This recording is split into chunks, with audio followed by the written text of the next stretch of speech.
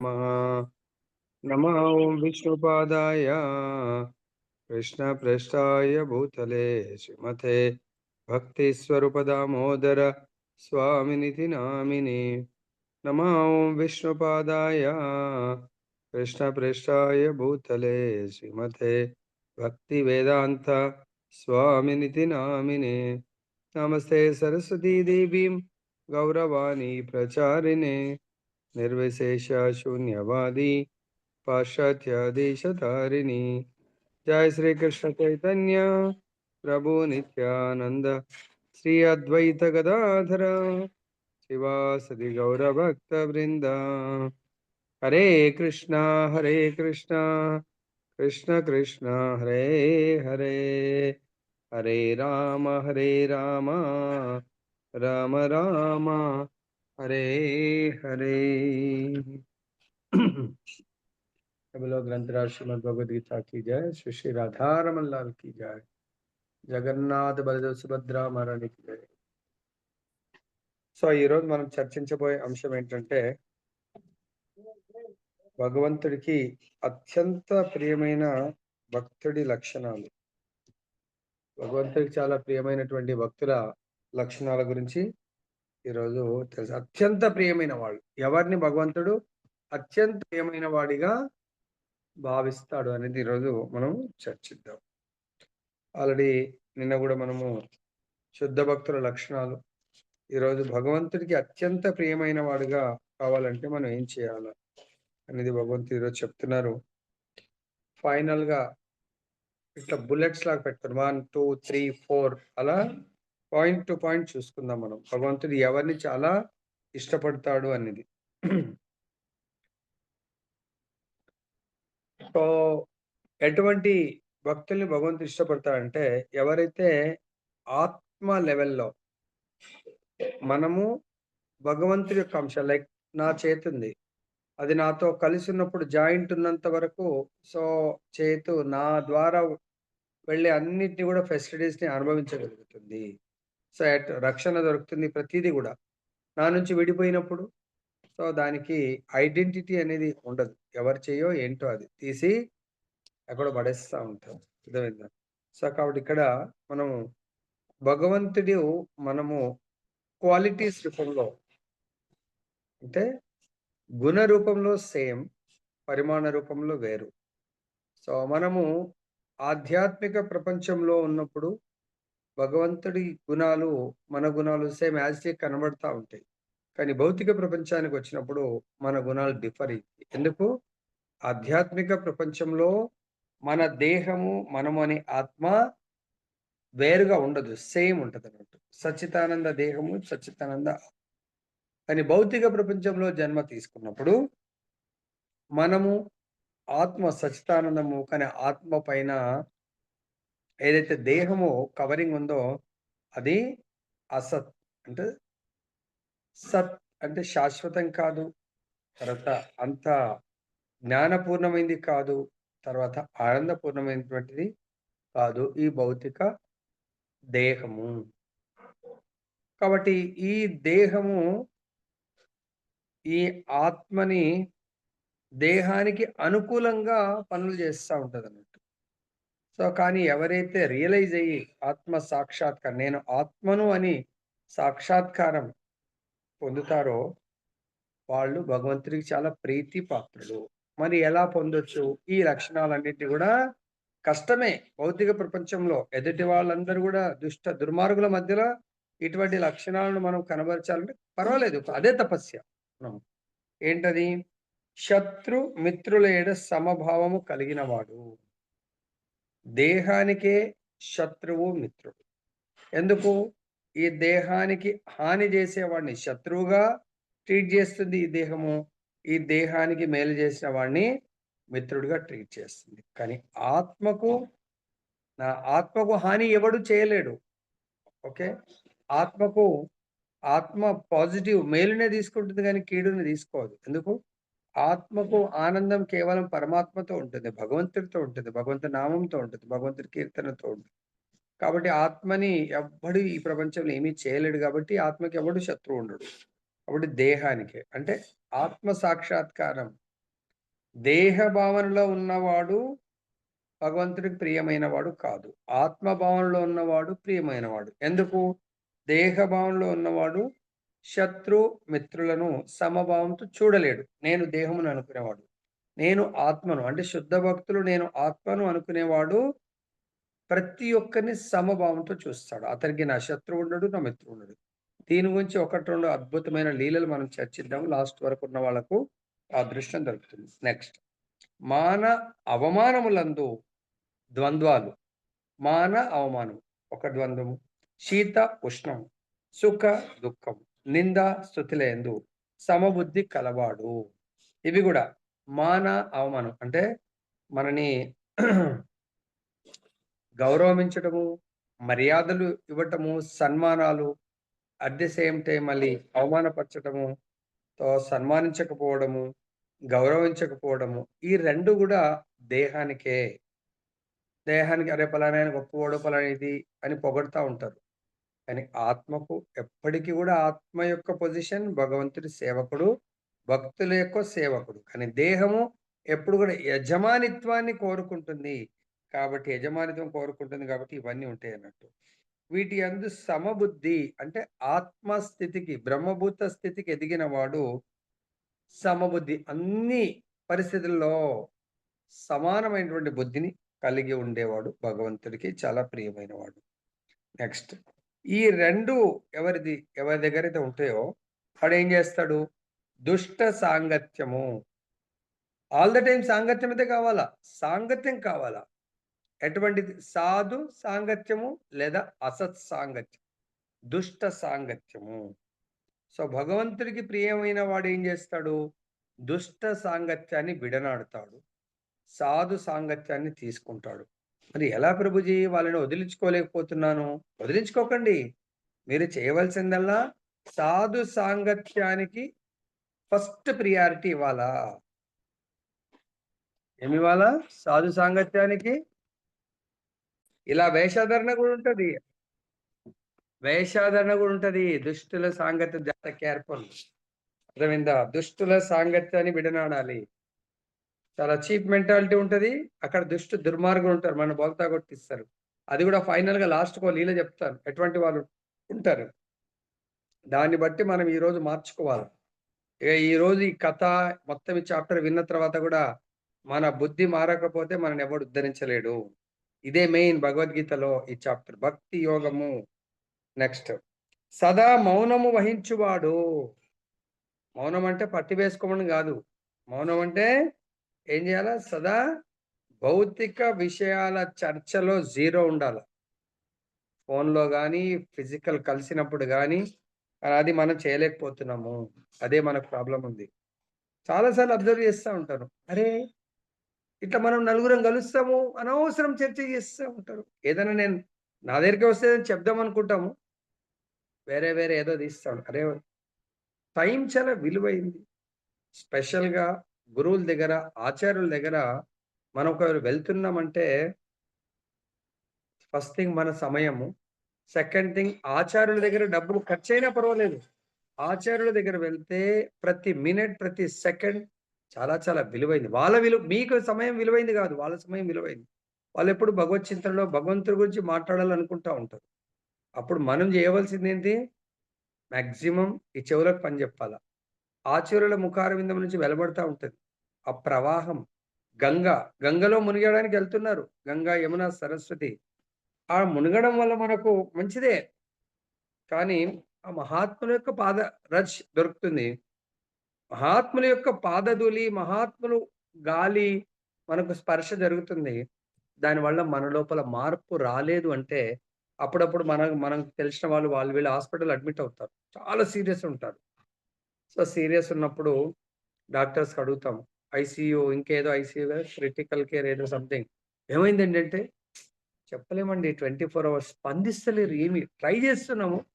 స్పందన జరుగుతలేదు. Respond అవుతలేరు. Respond అవుతే మనం ఇంకేమన్నా మెడికేషన్ ఏమన్నా చేయొచ్చు అనుకుంటాం. రెస్పాండ్ అవుతలేరు అంటాం. Same thing. త్రివేణి సంగంలో మునిగాము, వచ్చాము రెస్పాన్స్ ఏం లేదు. అంటే కథామృతం యొక్క రెస్పాన్స్ లేదు. అక్కడ వెళ్తే మన లోపల భక్తి జనని రెస్పాండ్ అవ్వాలా. అంటే మనం వెళ్ళొచ్చిన 3, 4 రోజులు గయబ్. నా కథ ఉండదు, ఏముండదు. అక్కడ కథ జరగదు. కథ నో శ్రవణం, నో కీర్తనం, నో జపం, నథింగ్. నో ప్రసాదం. మరి ఎందుకు వెళ్ళిండ్రండి? అంటే ఎగ్జాంపుల్ చెప్తున్నాను. వెళ్ళినామా? మన ప్రయాణం ప్రారంభమైన డే నుంచి మన డ్యూటీ దేనికెళ్తున్నాం? తపస్సుకెళ్తున్నాం. తపస్సుకి వెళ్ళేటప్పుడు మన చేతులకు పని జపమాల పట్టుకోవాలా. నోటికి పని నామం చేయాలా. చెవులకు పని ఐదర్ నామం వినాలా, కథ వినాలా. కళ్ళకు పని భగవంతుడిని చూడడానికి వెళ్తున్నాం భక్తుల్ని. సో, అది చెయ్యకుండా మనం వేరే చేస్తే ఏమీ లాభం ఉండదు. మౌనం అంటే మనం భగవంతుడి చర్చ తప్ప ఈ రోజు నుంచి గుర్తుపెట్టుకోండి. వేరే ఏది కూడా చెయ్యకుండా ప్రయత్నం చేయండి. ఓకే. ఆఫీస్‌లో అంటే సరే ఓకే. సో, ఈరోజు నేను ఆల్రెడీ ఒకటి మంచి బ్రహ్మ ముహూర్తంలో లేవడం వల్ల ఏంటి ఒకటి పెట్టాను నేను. అది వినండి ప్రతి ఒక్కరు. చాలా బాగా చెప్పారు ప్రభుజీ. సో, రాధేశ్యామ్ ప్రభుజీ. అంటే ఆయన సింపుల్‌గా చెప్తారు. బ్రహ్మ ముహూర్తం కృష్ణుడికివ్వండి సమయం. ఓకే. డే టైమ్‌లో పర్సనల్‌కివ్వండి. రాత్రి సమయం దేనికివ్వమన్నారు? శరీరం రెస్ట్ కొరకివ్వండి. అంటే 3 సమయాలు. ఒకటేమో కృష్ణుడి కొరకు. అంటే మన ఆత్మ కొరకు. రెండవ సమయం రజోగుణం మన యొక్క దేహ పోషణ కొరకు సంబంధించి పర్సనల్ కార్యాలు చేయడానికి. మూడవది ఈ దేహము రెస్ట్. తమోగుణ సమయంలో రెస్ట్ ఇవ్వండి. అప్పుడు పని చేయకండి అని చెప్పేసి చెప్తున్నారండి. సో, కాబట్టి ఇక్కడ గూడా మనము మౌనం వహించోడు. దేని చేతనైన సంతుష్టునందువాడును. చాలా సార్లు ఇది చాలా కష్టం.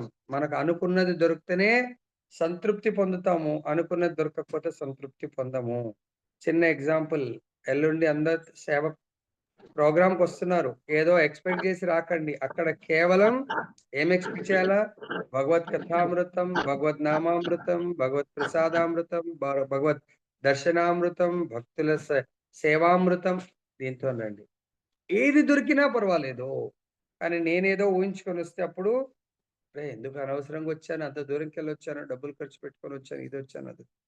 ఏది దొరికినా సంతృప్తి నొందాలి. అదే శుద్ధ భక్తుడు భగవంతుడి యొక్క ప్రియమైన భక్తుడి లక్షణము. నెక్స్ట్ నివాసం ఏదైనను లెక్క చేయనివాడు. నివాసము ఏదైనను లెక్క చేయనివాడండి. నివాసమే లెక్క చేయనివాడు. జ్ఞానమునందు స్థితుడైన వాడు. ఇంత కంటిన్యూయస్‌గా జ్ఞానాన్ని భగవంతుడిస్తున్నాడండి. భగవద్గీత, భాగవతం. ఆ జ్ఞానము యందు స్థిరుడవ్వండి. జ్ఞానంతో జీవించండి. ఈరోజు విన్నామా? రేపు మళ్ళా మన ఓన్ డిసిషన్ తీసుకొని, హరే కృష్ణ ఇక మన ఇష్టం ఉన్నట్టు యాక్ట్ చేస్తే మననెవ్వడు మార్చలేడు. జ్ఞానం యందు స్థితుడైన వాడు. నా భక్తియుక్త ఇవన్నీ ఉన్నవాడు నా భక్తియుక్త సేవ యందు నెలకొన్నట్టి వాడును. మరి ఇన్ని ఉన్నాయి. భగవంతుడి భక్తియుక్త సేవ చేయడంలో వెనుకంజలో ఉంటే మనం భగవంతుడికి ప్రియమైన వాళ్ళము కాము. కాబట్టి ఇవన్నిటితో పాటు భగవంతుడి యొక్క భక్తియుక్త సేవలో నెలకొని ఉండాలి. అటువంటి వాడు నాకు మిక్కిలి ప్రియమైన వాడు అని కేవలం తాత్పర్యంలోనే ఎంత ఉంది. చూస్తాం ఇంకా భాష్యంశుల ప్రభుపాద వారు రచించారు. భక్తుడు ఎల్లప్పుడూ చెడు సాంగత్యమునకు దూరంగా ఉండును. కొన్ని మార్లు ప్రశంసింపబడుట మరొకప్పుడు నిందింపబడుట అనేది మానవ సమాజపు స్వభావము. ఈ యొక్క భౌతిక ప్రపంచంలో మానవ సమాజంలో ప్రతి ఒక్కరినండి ఎవ్వరిని వదిలిపెట్టరు వాళ్ళు. గురువు ఉండని, ఎవరైనా ఉండని. ఒకసారి పొగుడుతారు, ఒకసారి నిందిస్తారు. అది మానవుల యొక్క సహజ ధర్మం. అంటే దేహ సహజ ధర్మము. ఆత్మ సహజ ధర్మం గాదు. ఎట్లయితే మొన్న కృష్ణుడు లీలలో మనకు గంటల సహజ ధర్మము భగవంతుడికి నైవేద్యం సమర్పిస్తున్నప్పుడు మోగటము. అలా మన ఆత్మ ధర్మం వచ్చి పైన చెప్పిన విషయాలు. దేహ ధర్మము ఒకప్పుడు ఒకరిని పొగుడుతాము, ఇంకొకసారి నిందిస్తాము. ఇది దేహ ధర్మం. ఆత్మ ధర్మం గాదు. దేహ ధర్మము చెడు సాంగత్యాన్ని కోరుకుంటుంది. ఆత్మ ధర్మము సాధు సాంగత్యాన్ని కోరుకుంటుంది. తర్వాత భక్తుడు ఎప్పుడు గూడా కృత్రిమములైనటువంటి కీర్తి, అపకీర్తులకు, సుఖదుఖములకు సదా ఎల్లప్పుడూ అతీతుడై ఉంటాడు. భక్తుడు అంటే ఆత్మ లెవెల్‌లో ఉన్నటువంటి వాడు. ఆత్మానుభవ స్థితిలో ఉన్నటువంటి వాడు. బ్రహ్మభూత స్థితిలో ఉన్నటువంటి వాడు. భక్తుడు ఎప్పుడు గూడా ఆర్టిఫిషియల్ ఒకళ్ళు వట్టిగనన గాలి మన భాషలో గాలి అరే గాలి కొడుతున్నాడు అంటారు కదా! వట్టిగా పొగుడుతా ఉంటారు. పొగడతారు. అది అసలు ఆ పొగడ్తకు సంబంధమే లేదు. వట్టిగానే ఆయన పొగుడుతా ఉంటారు. అలా కృత్రిమమైనటువంటి కీర్తి, అపకీర్తులకు తర్వాత సుఖ దుఃఖాలకు అతీతుడై ఉంటాడు నిజమైనటువంటి భక్తుడు. తర్వాత శ్రీకృష్ణుడికి సంబంధించినటువంటి విషయాలను తప్ప మరి ఏది గూడా చర్చించడానికి ఇష్టపడడు. ఇది ఎక్కడ సాధ్యమవుతుంది? భక్తుల సంఘంలో. స్పెషల్‌గా భక్తుల సంఘంలో మన యొక్క ఆచార్యుడు ఉన్నాడనుకోండి, ఆ సమయాన్ని మాత్రం దయచేసి క్షణకాలం గూడా వదిలిపెట్టకండి. ఆచార్యుడి సంఘంలో ఎవరు ఆచార్యుడు? ఎవరైతే నిత్య నిరంతరము కేవలము భగవంతుడి చర్చనే వినడానికి ఇష్టపడతాడో, భగవంతుడి యొక్క నామరూప గుణ లీలలను ఆయన కీర్తించడానికి ఇష్టపడతాడో ఈస్ ద ఆచార్య. అటువంటి వారి సాంగత్యాన్ని మాత్రం దయచేసి వదలకండి. ఎంత డబ్బు ఖర్చయినా పర్వాలేదు. ఆయన సాంగత్యాన్ని తీసుకోండి. కానీ మనమేం చేస్తామంటే, ఆయన సాంగత్యానికి దూరం కొద్దిసేపు చాలు ప్రభుజీ. మనం పరిగెడతా ఉంటాం. ఇక మన కర్మ అది అన్నట్టు. తర్వాత హ్మ్. మౌని అనగా అసలు మాట్లాడకుండా ఉండడం కాదు. కేవలం అసంబంధములైన విషయం చర్చింపకుండా అంటే భగవంతుని సంబంధము లేనటువంటి విషయాలను చర్చింపకుండా ఉండటము. కేవలం భగవత్ సంబంధిత విషయాలు మాత్రమే చర్చించడము నిజమైనటువంటి మౌని. మరి మనం డే టైమ్‌లో మీరు చూసుకోండి. ఎవరికి వారు అబ్జర్వ్ చేసుకోండి. సరే నేను ఒకవేళ ఫోన్‌లో మాట్లాడి ఎన్ని ఫోన్ కాల్స్ చేశాను? ఎంతసేపు భౌతిక చర్చ చేశాను? లేదంటే ఫ్రెండ్స్‌తో అలా వాకింగ్ వెళ్తాం. ఫ్రెండ్స్‌తో ఇంకెక్కడైనా మార్నింగ్ పూట వాకింగ్ ఎళ్తాం. లేదంటే ఇంకెన్నో విషయాలు. నేను భగవంతుడికి సంబంధం లేనటువంటి విషయాలు ఎన్ని చర్చించాను. వాస్తవానికేంటంటే, ప్రతి ఒక్కరి ఆత్మ అనే ప్రతి ఒక్కరి ధర్మము కేవలం భగవత్ సంబంధిత విషయాలు చర్చించడం వల్ల ఆత్మ అత్యంత ఆనందంలో ఉంటుంది. అదే భౌతికమైనటువంటి చర్చ చేస్తే ఆత్మ అత్యంత దుఃఖాన్ని అనుభవిస్తుంది. అంటే దేవాది దేవుని చర్చ తప్ప ఇంకొకటి ఇష్టపడదు ఆత్మ. తర్వాత కొన్నిసార్లు మనం ఏం చేస్తా ఉంటామంటే, భుజించడానికి రుచికర పదార్థాలను పొందినను, మరికొన్ని సార్లు పొందకపోయినను, అతడు సదా సంతృప్తుడై ఉంటాడు. ఇది మనకెల్లుండికి ఇది మనకు ఒక ఇండికేషన్. మేబీ చెప్పనుబోగు ఐటెమ్స్ చాలామంది పాపం పేర్లిచ్చి ఉంటారు. మాతయ్యలు చాలామందున్నారు. మాతాజీ కాంపిటీషన్ నడుస్తుందనుకుంటున్నాను నేను. చాలామంది మా శ్రీవాణి మాతయ్య పాపం పేర్లు లిస్ట్ నిండిపోయిందొచ్చు. మాతాజీ నేను 2 చేసుకొస్తాను, 3 చేసుకొస్తాను, 4 చేసుకొస్తాను ఐటెమ్సు. సో, చాలామంది ఏం చేస్తారంటే ఇది చాలామంది మిస్టేక్ చేస్తున్నారు. ఇంక నేను ఇగ చూస్తున్నాం ఓకే. అక్కడ చెప్పనుబోగు ఐటెమ్స్ అన్నీ మిక్స్ చేస్తాం గదా! అందులో ఉన్న ది బెస్ట్ మనం చేసుకురాం. మనము ఏదో అసలు ఎవరు తినకూడని పదార్థం చేస్తాం మనం. ఎందుకు? అందరూ ఇష్టపడే పదార్థం డబ్బులు ఖర్చవుతది. చాలా ఇదవుతుంది. కాబట్టి డబ్బులు ఖర్చు కాకుండా ఏదో ఇంక గురూజీ చెప్పారు, ప్రభుజీ చెప్పారు తీసుకొని పోవాలా. కానీ అందులోని సెలెక్ట్ చేసేటప్పుడు మాత్రం ప్రభుజీ నాకిది కావాలి. మాతాజీ నాకిది కావాలి. రుచికరమైన చైతన్య మహాప్రభు చెప్తారు. ఒకవేళ మనం ఫంక్షన్స్ భగవంతుడి యొక్క కార్యాలకు వెళ్ళినా ఎవ్వరు అంటే కాకరకాయ ఉంది ఎవరు ఇష్టపడరు. అలా ఎవరు ఇష్టపడనటువంటి పదార్థాన్ని తీసుకోండి ఇష్టంగా. అది భగవంతుడికి ఇష్టము. అలాంటి నేచర్. ఒకవేళ వాళ్ళు ఆర్గనైజ్ చేస్తున్నారు. ఎవరో పంచుతున్నారు. మాతాజీ, ప్రభుజీ మీరు ఏది ఇష్టమైతే అది నాకివ్వండి. ఎందుకంటే ఇది భగవంతుడు స్వీకరించింది మహా ప్రసాదం. అది నేను తీసుకొస్తాను. కానీ మన యొక్క దేహ బుద్ధి ఎటువంటిది? అన్నీ చూస్తాం. మాతాజీ నాకిది ఇస్తారా?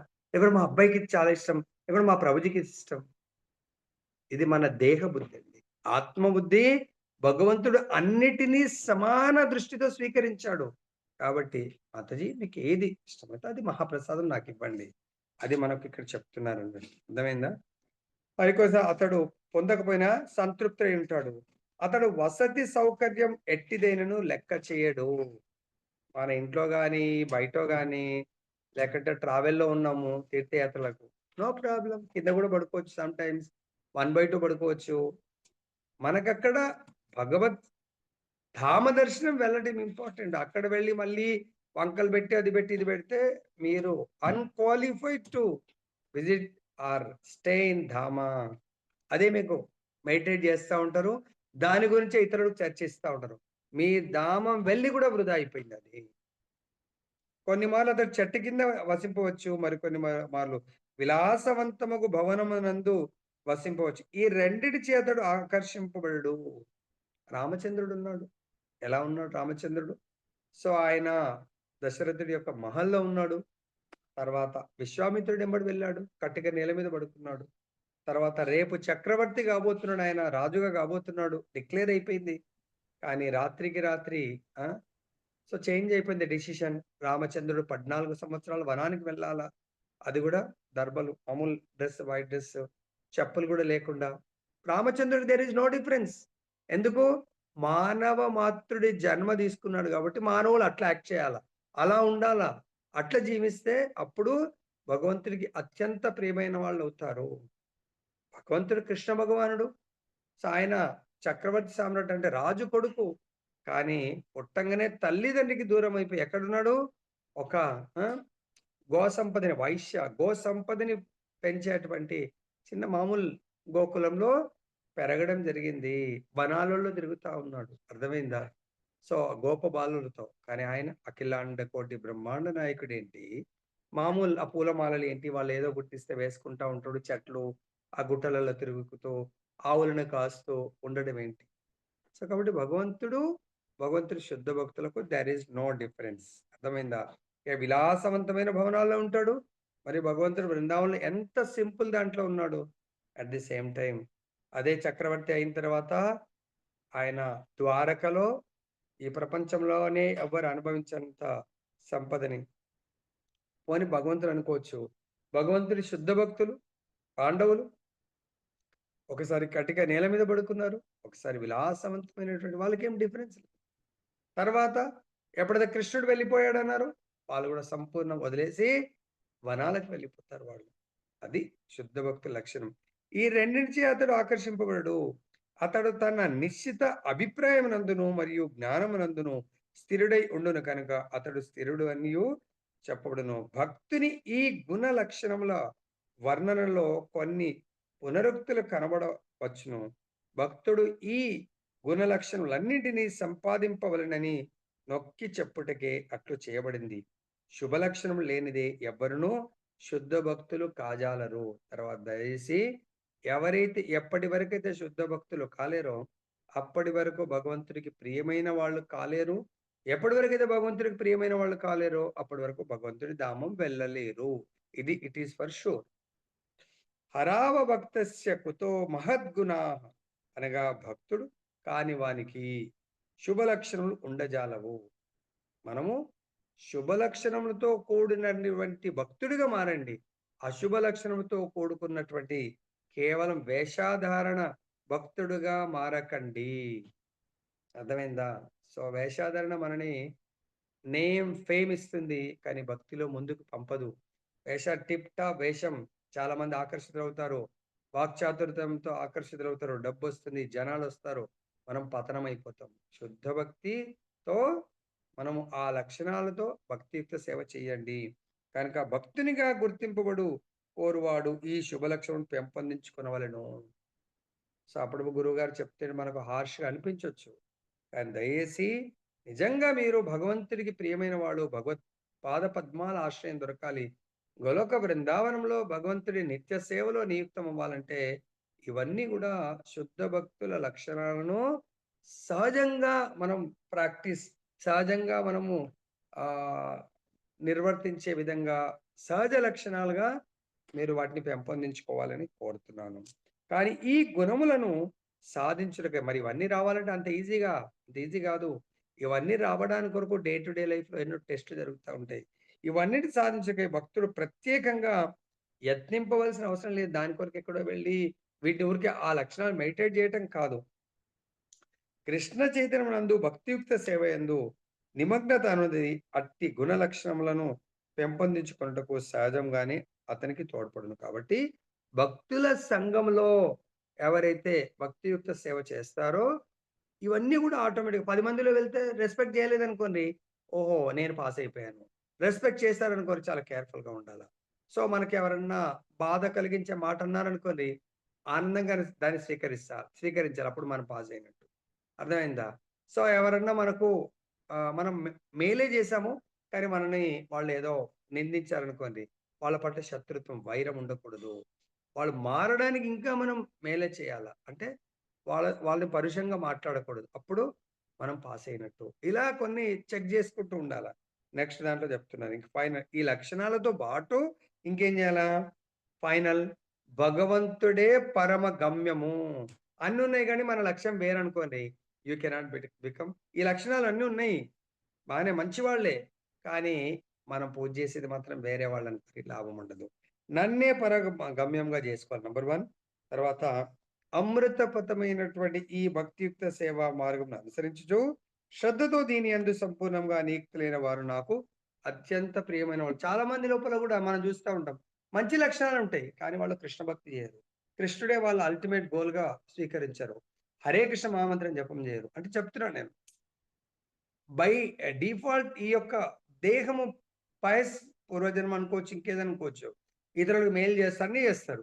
కానీ కృష్ణుడి యొక్క భక్తి చేయలేరు. అప్పుడు వాళ్ళు ఎక్కడ వెళ్తారు? యాంతి దేవ వ్రతా దేవాన్ పితృని యాంతి పితృవ్రత భూతాని యాంతి భూతేజ్య యాంతి మధ్యాజినోపిమం. వాళ్ళు ఏ దేవతను పూజ చేస్తా ఉంటారో ఆ లోకానికి వెళ్తారు. పితృదేవతను పూజ చేస్తే దేవత లోకాలు.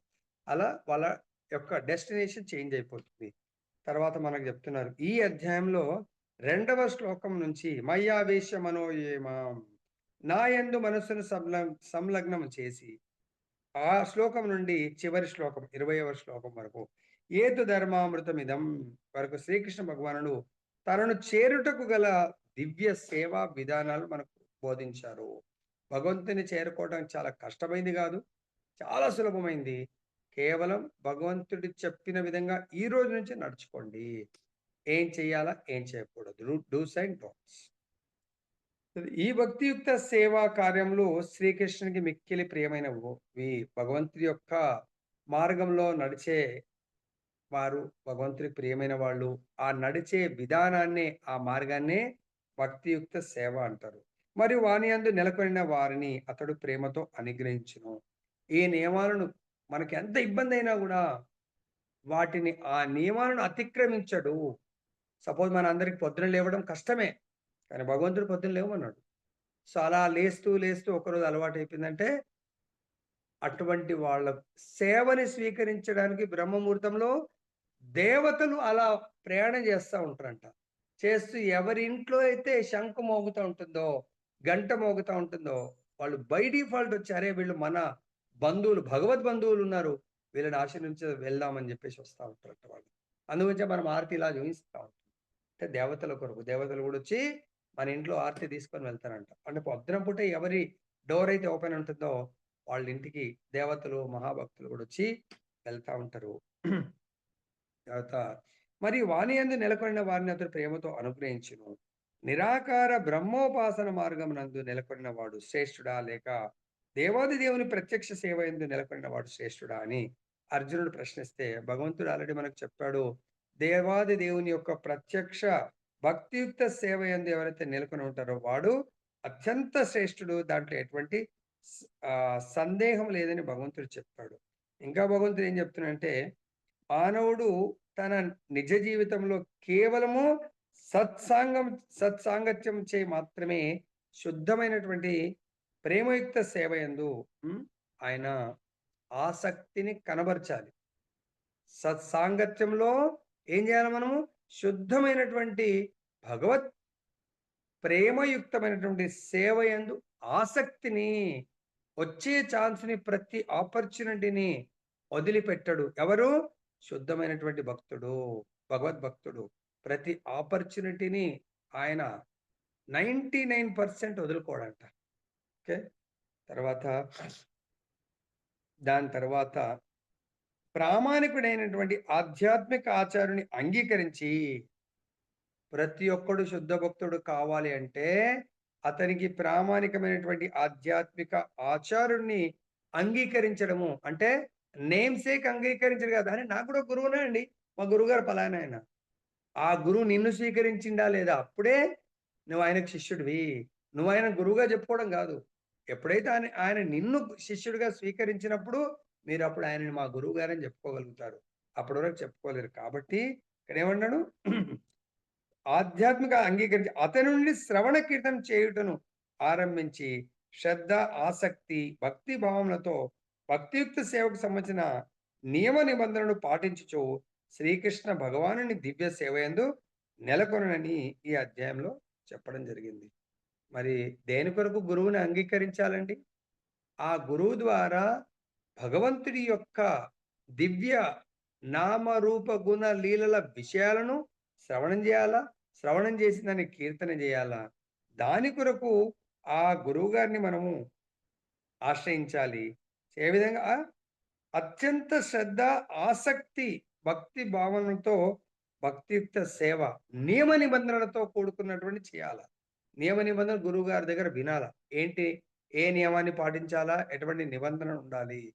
అవి ఏమి రూల్స్, రెగ్యులేషన్స్ నాకేమి ఉండకూడదంటే you cannot become so good disciple. So మీరు మంచి డిసైపుల్ కాలేరు. తర్వాత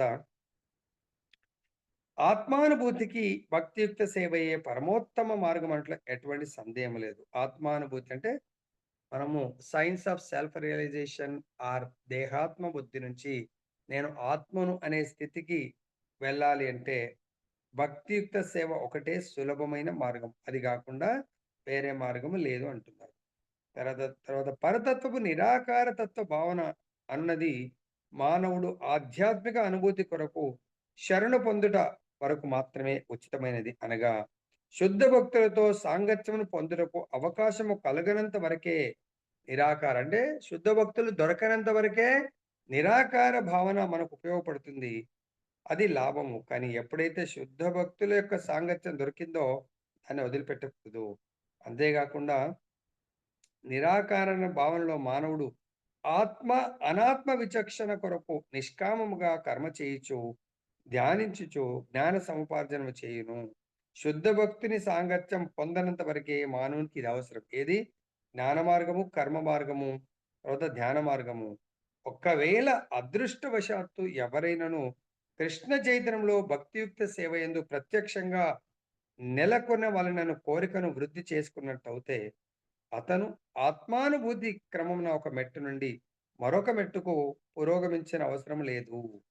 అంటే మనకు ఈ కర్మ మార్గము, జ్ఞాన మార్గము, ధ్యాన మార్గము ఒక్కొక్కటి మెట్టెక్కాల. ఎవరైతే ప్రత్యక్ష సేవ చేస్తున్నటువంటి శుద్ధ భక్తుడి సాంగత్యము దొరికి ఆయన యొక్క గైడ్‌లైన్స్ లో భక్తి ఎవరైతే చేయడం ప్రారంభిస్తారో వాళ్ళకు ఒక్కొక్క మెట్టు ఎక్కాల్సిన అవసరం లేదు. కాబట్టి దీనికి శుద్ధ భక్తుడు ఎలా ఉంటాడంటే ఒక చిన్న లీల ద్వారా మనం ఏం చేద్దాము. మనందరికీ జగన్నాథ్ టెంపుల్‌లో ఇప్పుడు కూడా గీత్ గోవింద్ పాడుతా ఉంటారు. సో ఆ గీత్ గోవింద్ యొక్క రచయిత పాడినటువంటి మహాభక్తుడు. ఆయన కూడా మహాప్రభు అంటారు. చైతన్య మహాప్రభు ఎట్లనో ఆయన పేరు జయదేవ్ గోస్వామి, జయదేవ్ మహాప్రభు. ఆయన ఒకసారి ఇట్లనే మనం కూడా భక్తులు పిలుస్తా ఉంటారు. గురువు వెళ్తా ఉంటాడు. ఇతర భక్తుల ఇళ్ళల్లో ఏదో భగవత్ కథామృతం చెప్పడానికి కొరకు కీర్తన చేయడానికి తన యొక్క శిష్యుడు ఇన్వైట్ చేయడం వల్ల అక్కడికి వెళ్ళి భగవంతుడి యొక్క కథామృతాన్ని ఆయన ప్రసాదించి వస్తా ఉంటే శిష్యుల యొక్క ధర్మం గురువు గారు అంత దూరం నుంచి వచ్చినందుకు ఆయన కొన్ని బంగారు నాణాలు వద్దన్నా కూడా ధర్మం అన్నట్టు. సో గురువు తీసుకోవడానికి పెద్ద ఆయనకు అవసరం లేదు. ఎందుకు? ఆయన కంప్లీట్ గా వైరాగ్యంలో ఉంటాడు. నాకెందుకు అనుకుంటాడు. ఓకే, ఆయన ఫ్యామిలీ ఉంటుంది, అట్లా అని కాదు. సన్యాసి కాదు, ఫ్యామిలీ ఉంటుంది, ఆయన కూడా వద్దంటాడు. కానీ శిష్యుడు ఆయన యొక్క కండువాలో గట్టిగా ముడేసి కట్టి సో గురుగారికి ప్రణామం చేసి పంపిస్తాడు. అప్పుడు ఆయన ఎడ్ల బండి మీద, అప్పట్లో ఇది ఎడ్ల బండి మీద వెళ్తా ఉంటే సో ఈ విషయాన్ని దొంగలు, ఒక నలుగురు దొంగలు ఆయన్ని ఫాలో చేస్తూ ఉంటారు. కొంత దూరం వెళ్ళిన తర్వాత సో మేము కూడా మాకు వాహనం ఏది లేదు, మాకు కొంత లిఫ్ట్ ఇయ్యండి అంటే ఆయనకు అర్థమవుతుంది. అరే ఇదేంటి వీళ్ళ వాలకం చూస్తే బాటసారులాగా లేరు, వీళ్ళేదో దొంగల్లాగా కనబడుతున్నారంటే ఆయన అంటాడు ఎక్కడికి వెళ్ళాలంటే మీరు ఎక్కడ వెళ్తే అక్కడ వరకు డ్రాప్ చేయండి అంటారు. అప్పుడు ఆయనకు డౌట్ వచ్చి వీళ్ళని దుష్ట సాంగత్యం, దుష్ట దుర్మార్గులు నాతోని ఎందుకని ఆయన ఏం చేస్తాడు, తన కండువాలో ఉన్నటువంటి బంగారు నాణాల మూట తీసి ఆయన ఇగో ఇది మీకు అవసరం పడుతుంది, ఇవి తీసుకొని మీ దారిన మీరు వెళ్ళిపోండి అంటాడు. అని తను ముందుకు వెళ్తాడు. అప్పుడు వాళ్ళు కొంతసేపు అరే సంతోషపడతారు. తర్వాత కొంతసేపటి తర్వాత వాళ్ళు ఆలోచిస్తారు. "అరే! మనం అడగక ముందే ఈయన ఇచ్చాడు. ఆ! సో, ఈయన చాలా తెలివిగల్లోడు ఉన్నట్టున్నాడు. సో, మనందరిని గుర్తుపట్టాడు. ముందుకు వెళ్లి రాజుకి ఇన్ఫార్మ్ చేస్తే మనందరిని లోపడేసి మనకు ఉరిశిక్ష ఏపిస్తాడీన. చూస్తే పండితుల్లాగున్నాడు, గురువులాగున్నాడు. కాబట్టి ద బెస్ట్ ఏంటంటే ఈయనని ఒకడంటాడు సంవరిద్దామంటాడు. ఒకడంటాడు లేదులే మనకు డబ్బులిచ్చాడు గదా! అంటాడు. ఇంకొకడు ఇంకేదో రకాలుగా మాట్లాడుతా ఉంటే. ఒకడంటాడు సర్లే సంవరించడం ఎందుకు మనకు మేలే చేశాడు గదా! సో, కొంత దూరం ఇంకా అంటే దట్టమైన జంగల్‌లో ఒక బావి ఉంటుంది.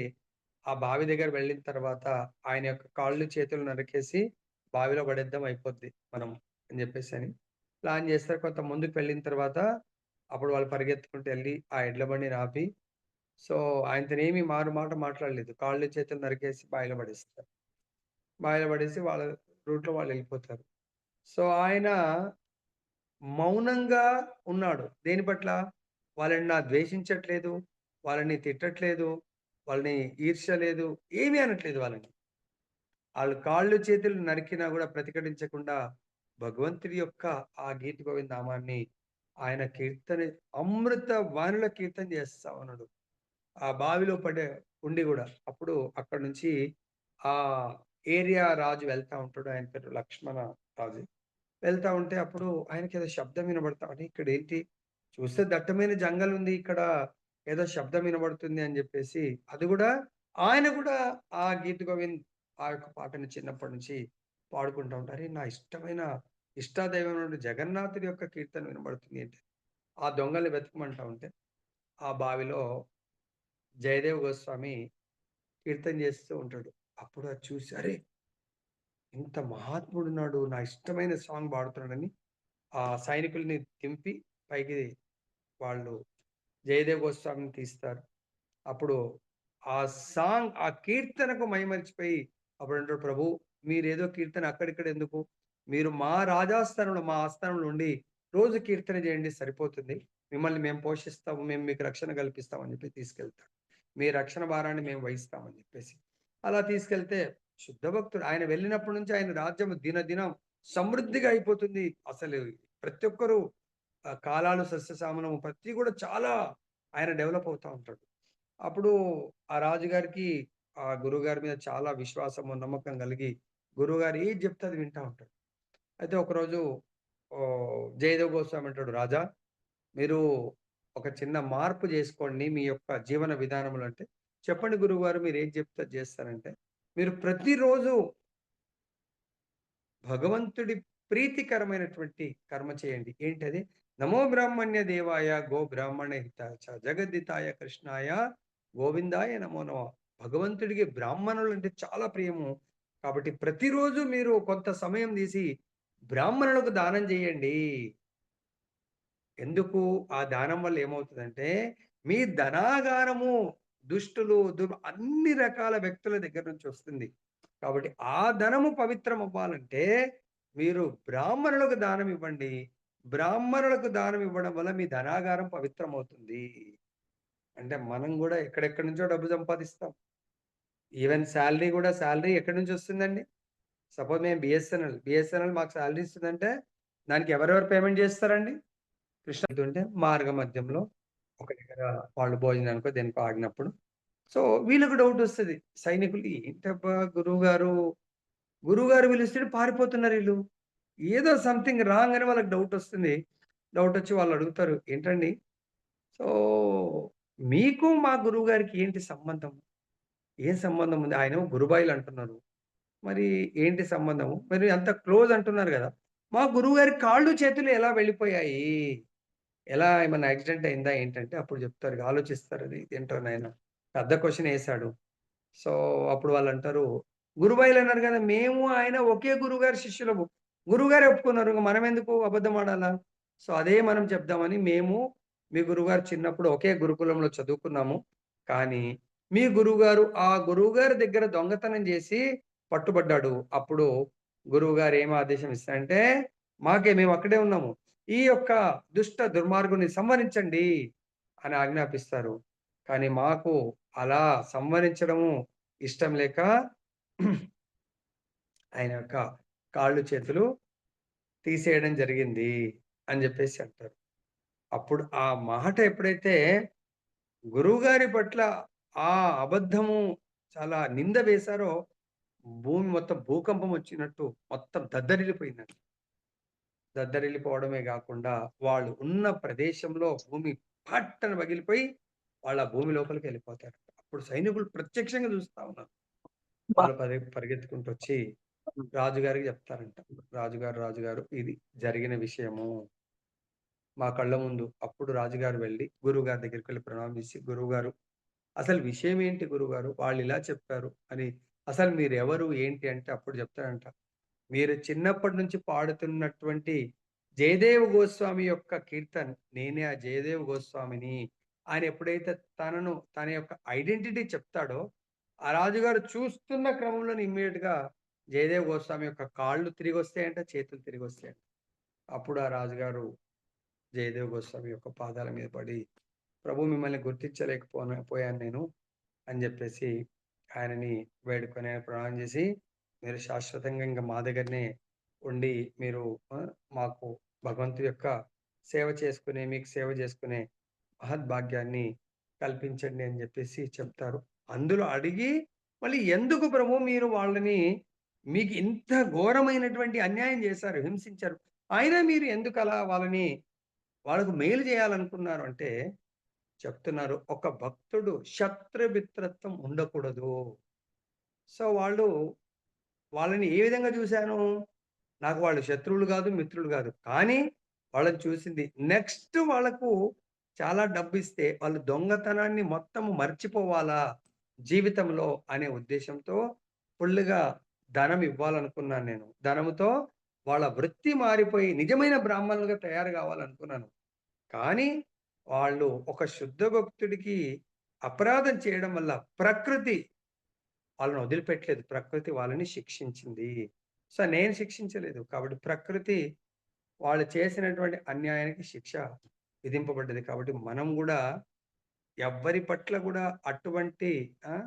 దోషపూరితమైనటువంటి ఆలోచనలు గాని, ఇతరులను ద్వేషించడం గాని అలా చేస్తే పర్వాలేదు భగవంతుడు చూస్తాడనుకుంటాం. కానీ ప్రకృతి చేత మాత్రం తప్పకుండా శిక్షింపబడతాం. మనం శిక్షించాలి అనేది మాత్రం ఆలోచన మర్చిపోండి. అలా ఆలోచన ఉంటే నెక్స్ట్ జన్మ వాళ్ళకు వైరము, వాళ్ళకు శత్రువుగా జన్మించి ప్రతీకారం తీర్చుకోవాల్సొస్తది. అనవసరంగా మనము జన్మెత్తాలా, వాడు జన్మెత్తాలా. కాబట్టి ఈరోజు తెలుసుకున్నదేంటంటే, శుద్ధ భక్తులెప్పుడు గూడా అందరిని సమభావంతో చూస్తూ, మన గోల్ ఒకటే వీలైనంత త్వరగా మనం భగవంతుడి ధామం వెళ్ళడానికి, భగవంతుని సేవించడానికి ప్రయత్నం జేస్తూ జీవితాన్ని గడపాలి. జై బలో గ్రంథరాజ్ శ్రీమద్ భగవద్గీత की जय। श्री श्री राधारमण लाल की जय। जगन्नाथ बलदेव सुभद्रा महारानी की जय। गौर निताय भगवान की जय। जगत गुरु श्रील प्रभुपाद की जय। श्री श्रीपाद गुरु महाराज की जय।